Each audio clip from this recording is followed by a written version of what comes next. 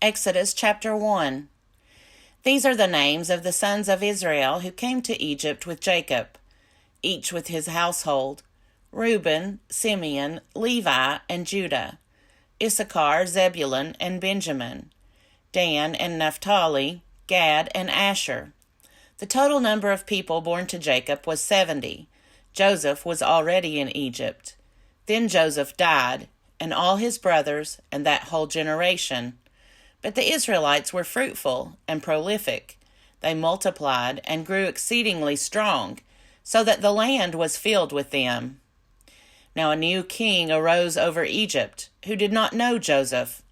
He said to his people, "Look, the Israelite people are more numerous and more powerful than we. Come, let us deal shrewdly with them, or they will increase, and, in the event of war, join our enemies and fight against us, and escape from the land." Therefore they set taskmasters over them to oppress them with forced labor. They built supply cities, Pithom and Ramses, for Pharaoh. But the more they were oppressed, the more they multiplied and spread, so that the Egyptians came to dread the Israelites. The Egyptians became ruthless in imposing tasks on the Israelites, and made their lives bitter with hard service in mortar and brick, and in every kind of field labor. They were ruthless in all the tasks that they imposed on them. The king of Egypt said to the Hebrew midwives, one of whom was named Shiphrah, and the other Puah, "When you act as midwives to the Hebrew women, and see them on the birth stool, if it is a boy, kill him, but if it is a girl, she shall live." But the midwives feared God. They did not do as the king of Egypt commanded them, but they let the boys live. So the king of Egypt summoned the midwives and said to them, "Why have you done this, and allowed the boys to live?" The midwives said to Pharaoh, "Because the Hebrew women are not like the Egyptian women, for they are vigorous and give birth before the midwife comes to them." So God dealt well with the midwives, and the people multiplied and became very strong. And because the midwives feared God, he gave them families. Then Pharaoh commanded all his people, "Every boy that is born to the Hebrews you shall throw into the Nile, but you shall let every girl live." Exodus chapter 2. Now a man from the house of Levi went and married a Levite woman.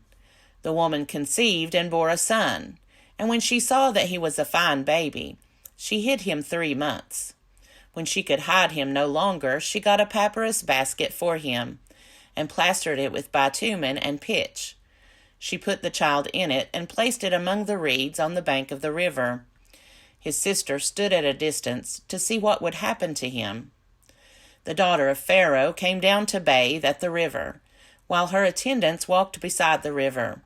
She saw the basket among the reeds and sent her maid to bring it. When she opened it, she saw the child. He was crying, and she took pity on him. "This must be one of the Hebrews' children," she said. Then his sister said to Pharaoh's daughter, "Shall I go and get you a nurse from the Hebrew women to nurse the child for you?" Pharaoh's daughter said to her, "Yes." So the girl went and called the child's mother. Pharaoh's daughter said to her, "Take this child and nurse it for me, and I will give you your wages." So the woman took the child and nursed it. When the child grew up, she brought him to Pharaoh's daughter, and she took him as her son.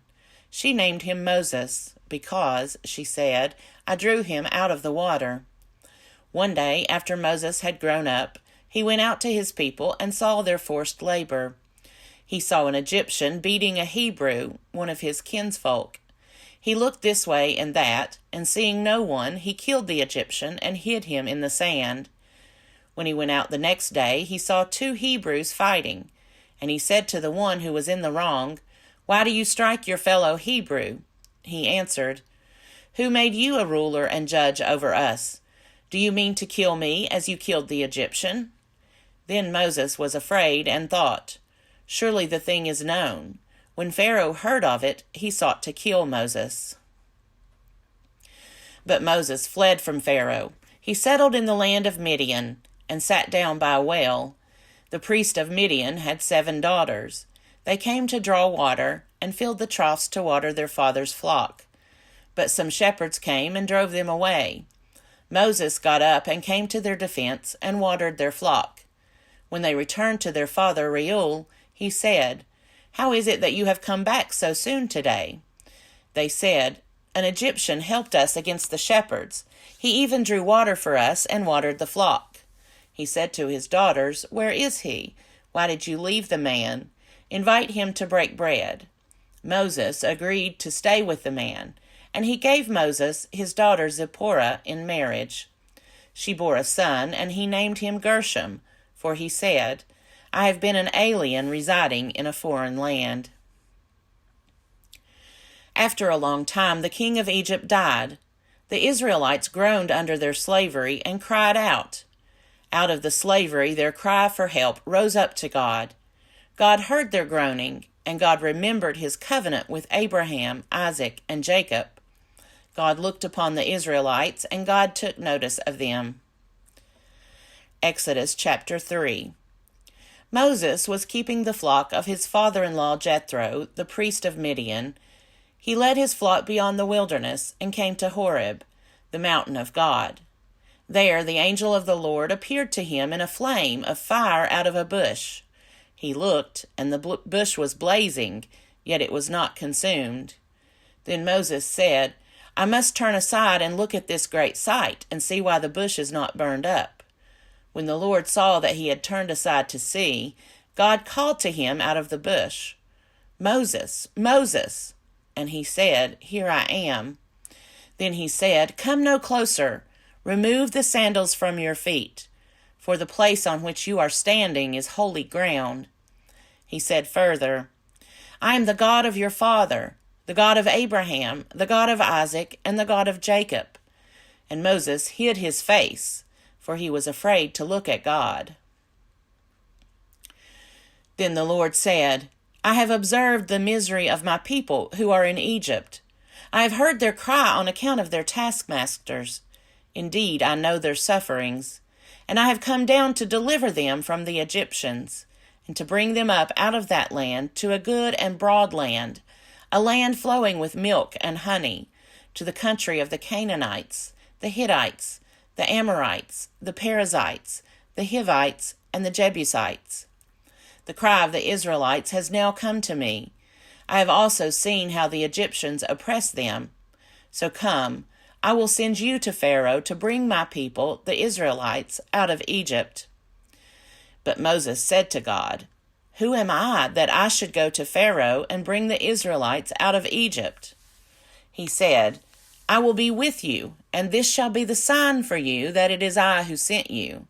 When you have brought the people out of Egypt, you shall worship God on this mountain." But Moses said to God, "If I come to the Israelites and say to them, 'The God of your ancestors has sent me to you,' and they ask me, 'What is his name?' what shall I say to them?" God said to Moses, "I am who I am." He said further, "Thus you shall say to the Israelites, 'I am has sent me to you.'"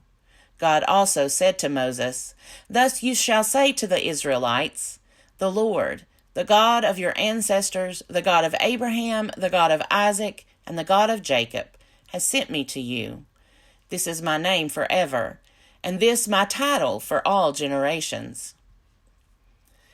Go and assemble the elders of Israel and say to them, 'The Lord, the God of your ancestors, the God of Abraham, of Isaac, and of Jacob, has appeared to me, saying, I have given heed to you and to what has been done to you in Egypt. I declare that I will bring you up out of the misery of Egypt, to the land of the Canaanites, the Hittites, the Amorites, the Perizzites, the Hivites, and the Jebusites, a land flowing with milk and honey.